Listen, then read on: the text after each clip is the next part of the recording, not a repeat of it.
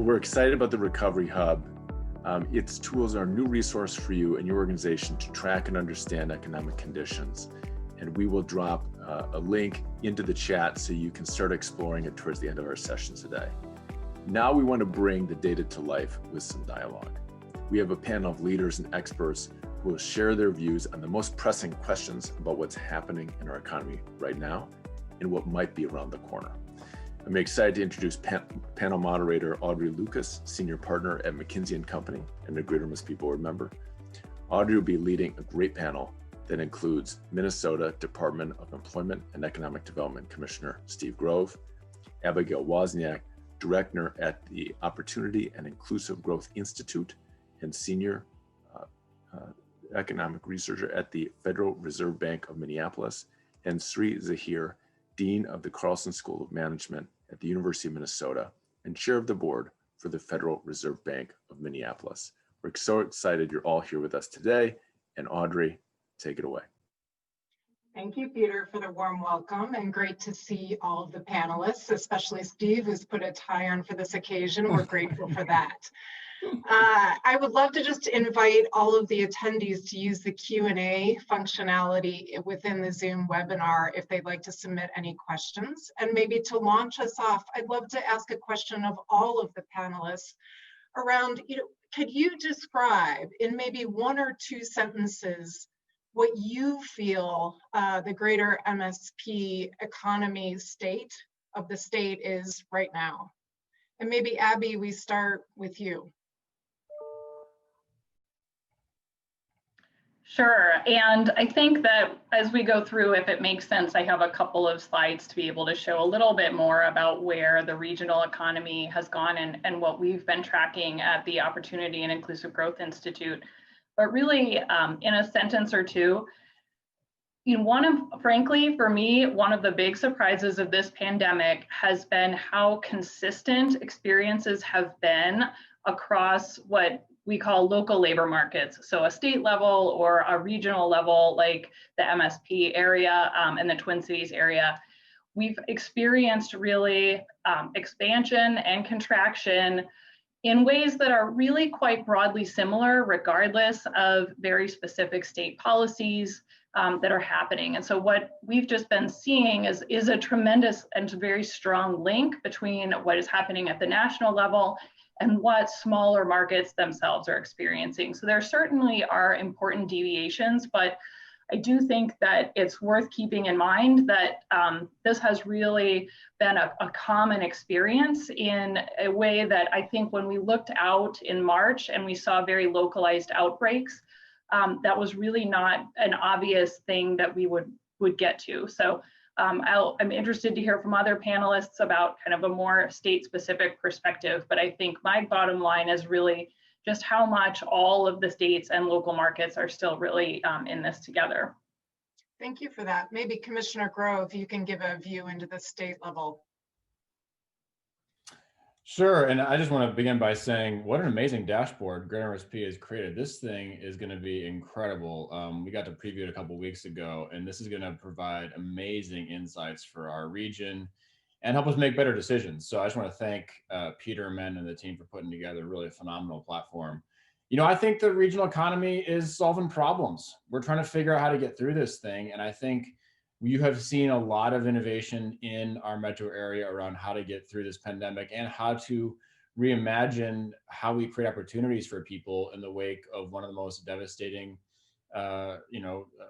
murders in Minnesota history with the murder of George Floyd. And so I think that has collectively brought us together. We have a lot of work to do as a regional economy, but I feel a certain energy when I talk to both business leaders and workers and community groups around making sure that we meet this moment in history with the right tools to make sure we have a more equitable, fair economy in our region and one that's full of opportunity. And I think already you're seeing that happen. This has always been an economy of problem solvers, but you've seen business starts kick up by 60% this year. That's a big win for our region. We were once again named the state with the highest business survivability in the country. If you start a business in Minnesota, you are more likely to still have that business 5 years later than any other state in the country. People who start stuff here, they stick to it. There's that kind of Midwestern work ethic that I think has always defined us in a really unique way.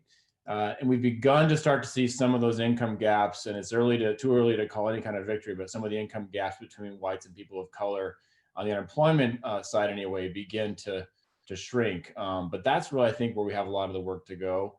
And it's about equity, but it's also about our economy. 70% of the growth in our labor market over the next 10 years is going to be people of color. And we need to make that work for them, for our communities, and for our businesses. Thank you for that. And Dean Zaheer, love to hear your perspective. Sure. My view is somewhat optimistic because I know we've had plenty of troubles and we continue to have plenty of areas where we need to work on quite seriously to get this economy working for all. But I think that what gives me optimism is that there's a huge culture of collaboration in this state and public-private partnerships. And I just look across this panel and, with DEED, we have, at the Carlson School, we've been doing things like, partner on Launch MN, which is sort of educating entrepreneurs around the state. And, with the McKinsey, you may not be aware of this, Audrey, but, it started off as a student project at the Carlson School, the Itasca project.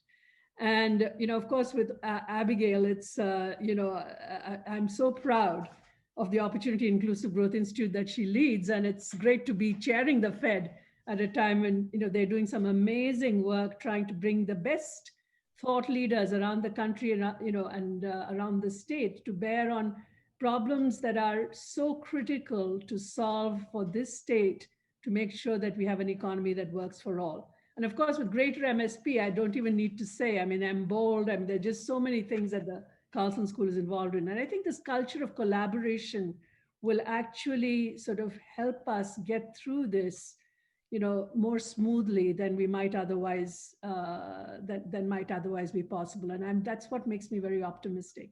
Of course, it's going to be a K-shaped recovery. Some sectors are going to recover much faster than others. That's not different from what's happening nationwide, as Abigail says, but I'm very hopeful actually about the path this recovery might take. Thank you for that. I think we all can use a bit of hope. Commissioner Grove, I'd love a bit more insight on where you started to go. You've obviously been quite busy, or we all assume you've been quite busy by the surge in COVID. So I'm curious, a couple things, right? One, what does that surge mean for economic recovery, and how should we be thinking about the interplay between public health and economic recovery? And two, you mentioned how excited you are for the dashboard. So maybe just to get a bit of insight from you on how you might advise us all to be using the dashboard as we think through recovery efforts. Yeah, well, I think the Dean put it really well to say that this is a K-shaped recession. This is a unique recession. If you compare it to recessions of the past, it's been very targeted, right? It has affected the service industry, but not so much our goods producers. It's affected people of color and not nearly as much whites. There's just been a very targeted sort of effect of this virus and its impact on our economy. And there's still a lot of pent up demand and spending power that remains in the economy. So we're hopeful that when things open up, that they may be able to come back quicker than we might have originally thought. 5% less folks are spending money on services this year, but 5% more are spending them on goods. I don't mean to say all is well and it's just a seesaw, but there is a targeted nature to some of the pain that has been experienced by our businesses. There's no question the fact that the Midwest remains one of the epicenters of the coronavirus pandemic right now has enormous effects on our economy. It affects consumer confidence. It certainly affects hundreds of thousands of workers. We have spent every day of the last 3 weeks negotiating an aid package with the Minnesota legislature that we were able to just pass a couple days ago. And the reason I'm a little more stylish than usual is we're about to go over and assign that package with the governor in a few moments, putting it into law. So we're eager to get some of that money moving to help in the short term. But of course, Abby will tell you, state governments aren't set up to provide the kind of stimulus that is really needed in a recession. You need the federal government to come through. And so, we passed an unemployment insurance extension, for example, but really that's a federal government role that we're hoping they'll move on quickly. Audrey, we've talked about this a lot. We want to be talking about recovery, not talking about just response to the immediate moment of COVID. And we are beginning that conversation as we head into a budget session at the flip of the year. There's going to be lots of important decisions to make about where the state goes. And, you know, we want to start with equity. We want to create good jobs. We've got to focus on reskilling, which I think is a unique component of this recession, given you've got a lot of folks from one sector of the economy who will have a longer slog back into the service industry. And so looking at other career options there is important. But I think to your other question on data, that's a really critical piece of all this. And I think one of the unique factors of this platform is that ability to disaggregate, not only by demographics, but also by geography and by industry. Again, the more finite you can get with that data, the better pathways you can describe for people. And as we think about the service worker whose job may not be coming back in the restaurant for a while, but has a lot of customer service skills, you know, how do you look at that data of where the jobs are and apply your skill set to maybe a different field, even if it's for the short term, to kind of get through this moment. It's hard to switch jobs and for economies to go through changes like this, but information is power, and I think that's one of the great things this dashboard is going to do. So we're optimistic to see it and help amplify the great work. Thank you for that. I wonder if you wanted to build a little bit on some of Commissioner Grove's comments around equality, and frankly, what you're seeing from your research at the Opportunity and Inclusive Growth Institute around, you know, what has been the impact to both whites and BIPOC constituents of Minnesota, or greater MSP more specifically, and what you think that means in terms of our response as a community. Yeah, absolutely. And I think actually I want to throw a couple of slides up, so maybe Zach will help with that. And we'll just skip right over the title slide, and I'll just spend 1 second here saying just a couple words about what we've been looking at the Institute. Absolutely, like Steve said, this data is power. And as I mentioned, I think there have already been a lot of surprises in the course of the pandemic. And what reveals those surprises to us really is the data. So we've been tracking the Census Bureau Household Pulse Survey data, which is a new product that they started in response to COVID. And I think it really dovetails with a lot of the information that folks will see in the dashboard. So the dashboard is just really a great, very local and specific complement to this. The HPS data have these two phases to them, and they happen to align pretty well with what has become the phases of the pandemic. And so we've been able to look at these both in our Federal Reserve District and specifically at the Minnesota level, and then also nationally. And the real kind of, I think, unfortunate part of the Pulse survey is that they haven't been able to make it big enough to get very local estimates like in just the Twin Cities area. So let's just go to the first picture on the next slide. This is telling us a bit more about how the recovery so far has looked in terms of inclusion, particularly of workers of color, and then also workers who do not have a bachelor's degree. So you see the two phases of the data, which again align with kind of two phases of the pandemic. And the first thing you see is, you should see, is a recovery on the left-hand side. That's going to be by race and ethnic groups, and also by education groups. One thing I want you to actually notice from this data is that maybe it's a little bit hard to see, hey, is that definitively a recovery? And that's an important thing to keep in mind with all of these data, is that we have to think hard about things going up and down and data coming in very fast, and really thinking about when have we seen a significant change that we know is substantial enough to kind of build policy on, and when are the data kind of still moving up and down. So that's something that we're paying attention to, and I know the analysis for the dashboard will be doing as well. So you see a really significant improvement in employment rates for workers of color. That yellow line is a over 10 percentage point improvement for Black identified workers in the 9th district, which is predominantly the Minnesota market, between the first part of the pandemic and then the early fall through October. The other thing you should take from that is really the importance of this federal policy. Like Commissioner Grove said, we've had a significant easing off of that policy, and I think a real concern is that that recovery that we saw in that second phase going through October might stall out if we don't continue to get significant infusions there. You also see a parallel improvement for workers with and without a bachelor's degree, and that's in the right-hand side. That to me has been one of the most encouraging signs in the data so far. A real concern was that employers were going to restructure things so that workers with lower educational attainment would have a harder time coming back to their jobs. And in fact, we saw a completely parallel. The percentage point change here is exactly 5 percentage points for workers both with and without a bachelor's degree across those two phases. And then let's just go to the last picture. So the last thing we've been focused on is thinking about how this kind of broader safety net works for folks.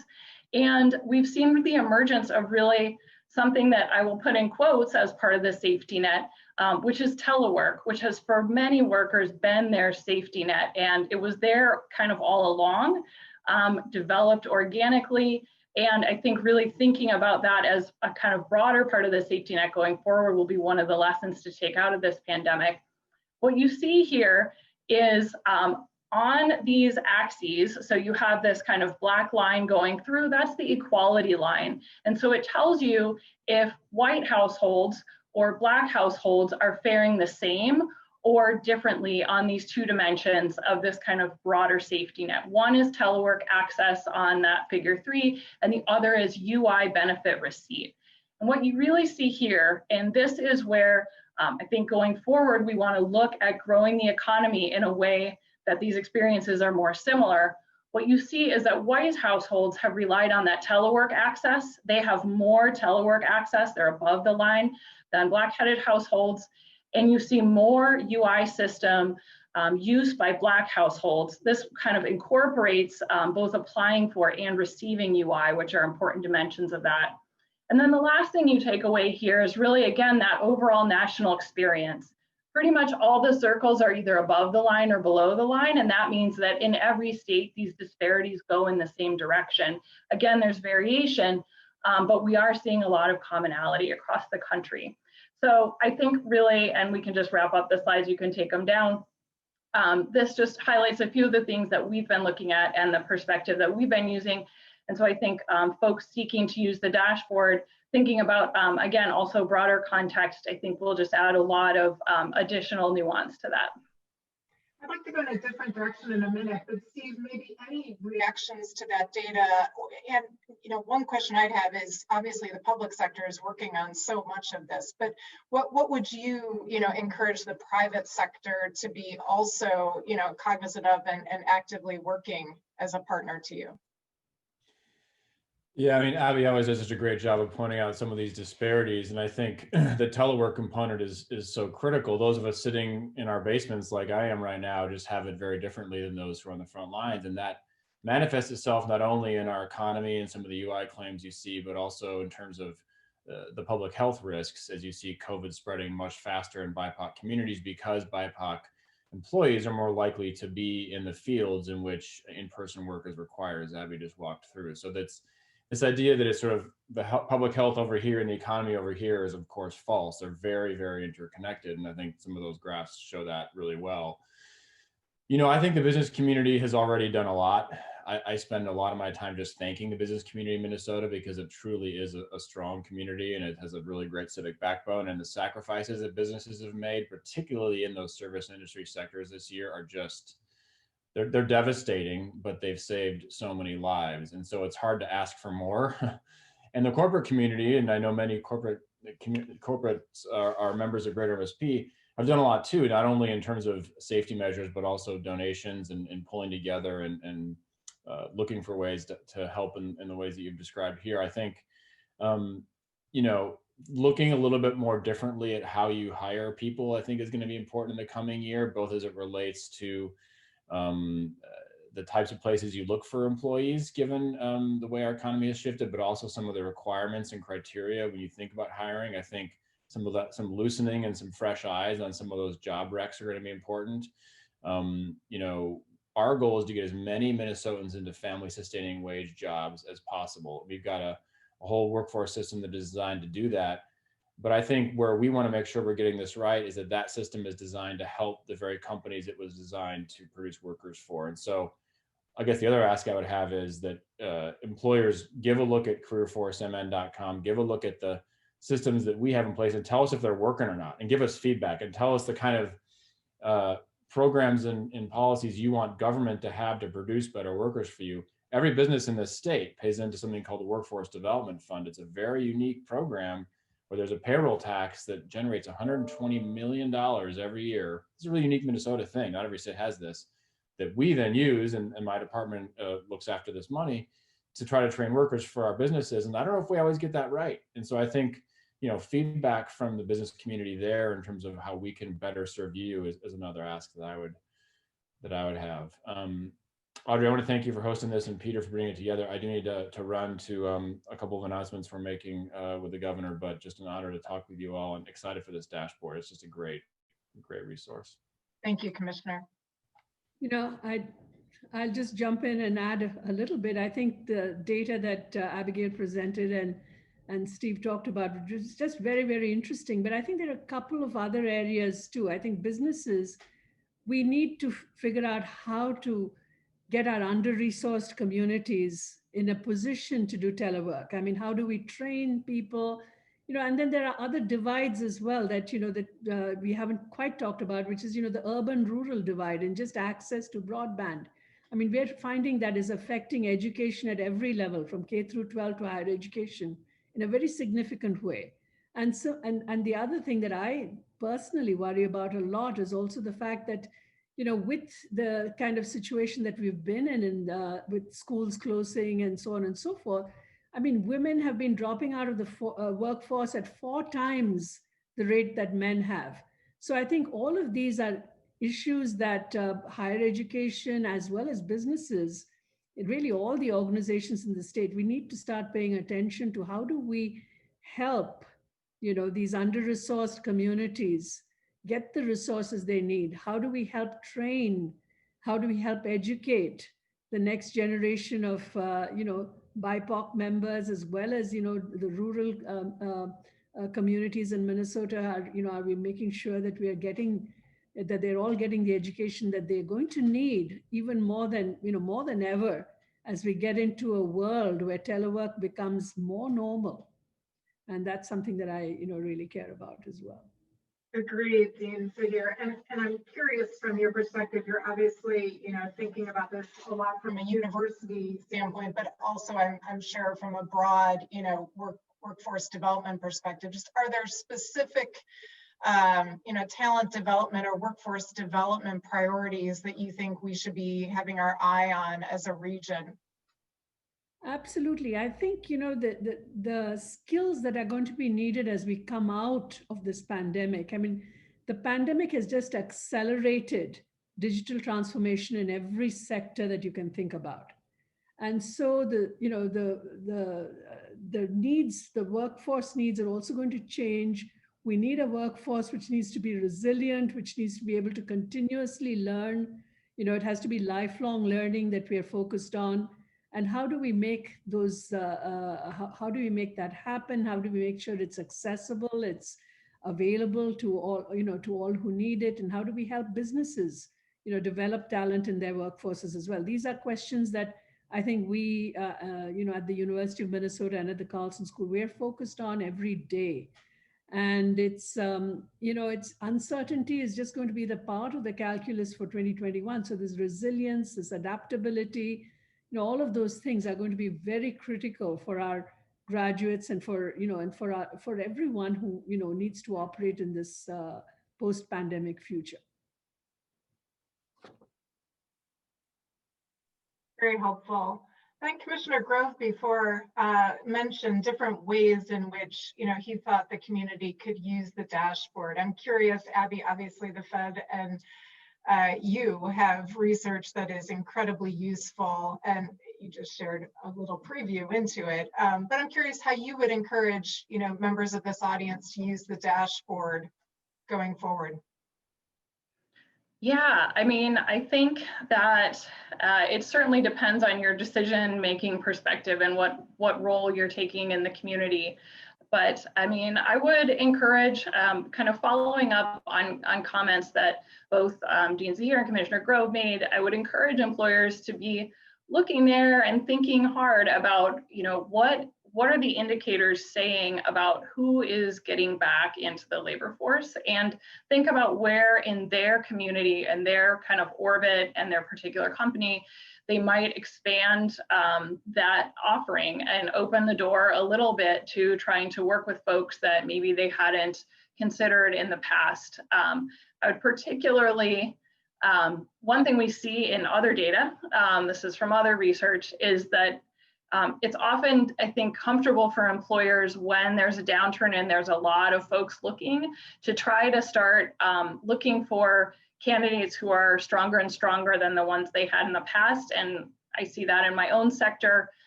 You hear that all the time, that, oh, this will be a great year to hire because we can look at these people who we weren't looking at before because they would have gone somewhere else. But what that means is you've just raised the bar. And so really thinking about, is that the right step? It's certainly maybe not long-term sustainable. How can we keep the door open for more folks and give them full consideration as we start to come out of this particular downturn? And I think the indicators will kind of give folks a sense of where are we in that process, and employers can decide how much kind of risk they want to take in that department. Zaheer, you earlier mentioned that one of the strengths of this community, which I think the other panelists echoed, is our ability to collaborate and really come together in times of prosperity and challenge.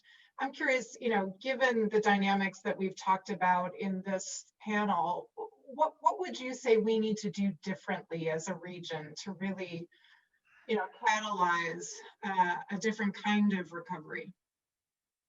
I think that's a great question.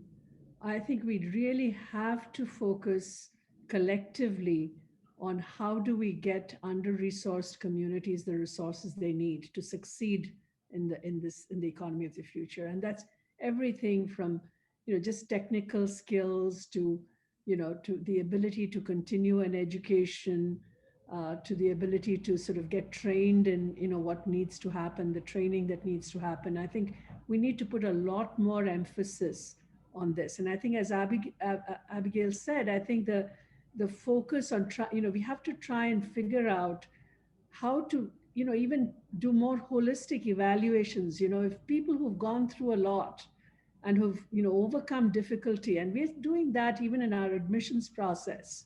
It's less about ACT scores or whatever to get into college now. We're really looking at what the background of an individual is, and a potential student, what kind of difficulties have they overcome? Are they working while they're trying to sort of get an education? What are the, and we do take into account those kinds of challenges that people have overcome and trying to sort of get them into the pipeline. But we have to reach deeper as well. I mean, at the Carlson School, for instance, we used to, focus on a high school program where we brought in students, to the university setting. We introduced them to fun things in business, to get them thinking about going to college. We've figured out that that's not soon enough. So we've gone back to looking at, we now have a program for middle school students, for 6th to 8th graders. We bring them in batches of 50, over summer, to again get them excited about university. And these are all, typically these are BIPOC students or students from really under-resourced backgrounds. And and we're trying to make sure that they start thinking about the kinds of courses they need to do if they need to go to college, things of that kind. And so we're really making a huge effort there. And I know the Federal Reserve Bank, and in so much of the research they've done, they've focused so heavily on things like early childhood education and the kind of resources that need to be put into those areas. I think we need to make sure that our community, the talent that exists in our community, has the ability to reach its full potential, and that is everybody. And how do we make sure that happens, and we don't have these glaring disparities? That's something that I think we all need to come together. It's businesses, it's educational institutions, it's all of the organizations in our community have to come together. And as I said, I'm somewhat optimistic, in the sense that we have had we are, I think, willing to collaborate. We're willing to set aside, individual kind of goals to try and achieve some collective goals as a state. I've seen that time and time again. But these are not easy challenges to solve. So I wouldn't, again, it's not going to be a sprint, it's a marathon. Indeed it is. Abby, maybe any final thoughts from you on basically the same question, but you have such a great purview looking over other states as well. Any learnings that you'd want, this region to take? Yeah, so I think just I want to completely echo Shree's thoughts that this is a marathon and not a sprint. And so I really hope that the energy and the focus is sustained as we do come out of this, which we will. But one sector that I wanted to mention that hasn't been brought up yet is the community college training sector. And that is just such a key, a key intersection of a lot of the issues here. It provides workers a way to retrain. It's a high return investment for workers. It's something that helps connect folks who want to make a transition, even if they're later in their career, to those new opportunities. And it really helps keep that growth happening at that level of the labor market where workers don't have a 4-year degree. And so I think really shoring up those institutions should be just a massive priority for state and local governments. Potentially there could be assistance on that from the federal level, but that to me just has to be kind of keeping those institutions' doors open, throwing them open wide is high priority. And one, Tennessee is actually a leader in this, and they were reporting at a different conversation I had a few weeks ago, really a striking finding that enrollments are down in a lot of these community college programs. And so that's something I've seen in my own work that I've done at different times. Workers are not excited about retraining on their own when the economy is as shaky as it is. So thinking about ways, even though we know that this is going to be a high return proposition, thinking about ways to encourage workers to do that, maybe partnering with businesses to encourage their own employees to take advantage of that, or to prioritize hiring from those pools, which I know many of them do already. That I think is just a real piece, a centerpiece that can help connect a lot of the workers who most need some assistance right now with what's going to be really advantageous in the future.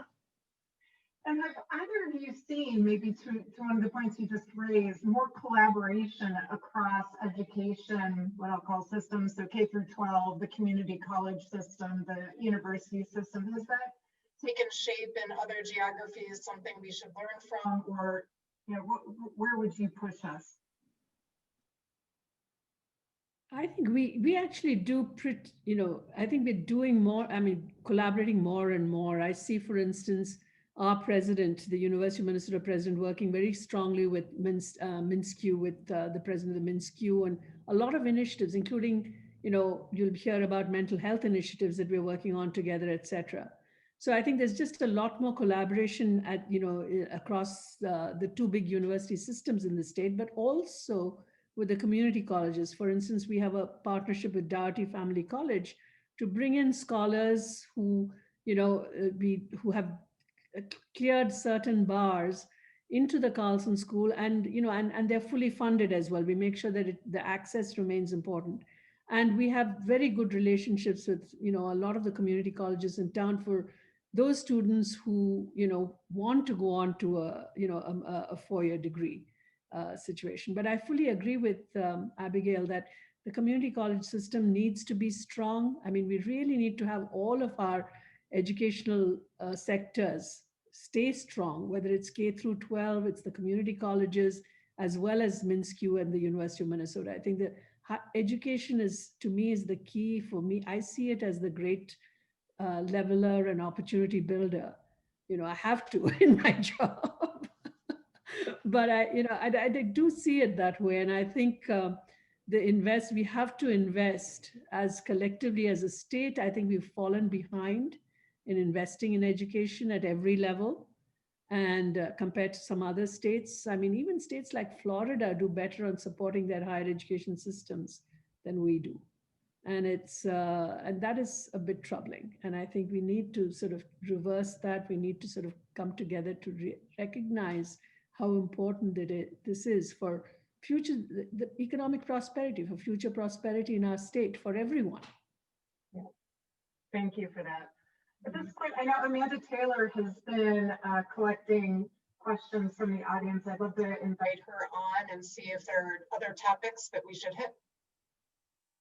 Thanks, Audrey, and thank you everybody for all the wonderful comments. Yep, been tracking the questions, and you all have done just a wonderful job of addressing them really as we go. There's been a lot of comments and questions around workforce development and hiring practices as we build a more inclusive economy through this recovery.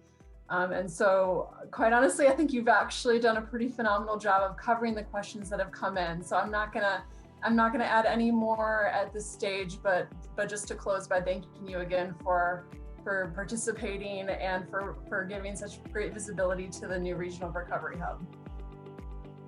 And Amanda, thank you to the team for building it. It is such an incredible resource for this region.